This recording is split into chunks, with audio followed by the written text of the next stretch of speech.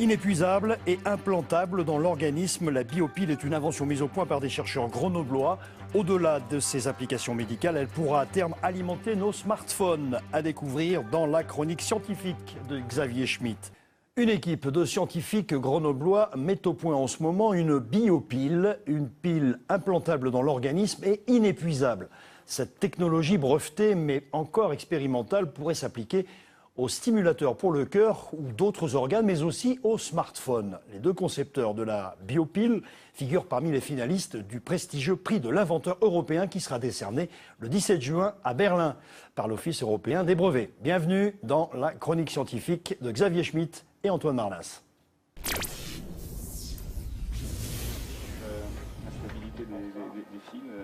Deux petites électrodes sont plongées dans de l'eau sucrée. Elles produisent de l'électricité, 50 microwatts. C'est le principe de la biopile. Elle fonctionne grâce au glucose contenu dans le sang. Elle a été testée avec succès sur des modèles animaux.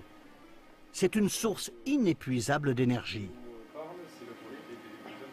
Cette biopile, finalement, fait un petit peu comme nos cellules, qui est capable de prendre ce glucose comme carburant, de le combiner à l'oxygène et de faire de l'énergie. La différence, c'est que notre biopile est moins performante que la nature. Malgré tout, elle est suffisamment performante pour nos besoins. La biopile est assez puissante pour alimenter un stimulateur cardiaque. L'idée est d'éviter la chirurgie qu'impose la durée de vie des piles classiques, environ 8 ans. Les inventeurs de la biopile ont combiné pérennité et sécurité. Ils utilisent des matériaux biocompatibles, sans risque de dommages pour l'appareil ou de rejet par l'organisme.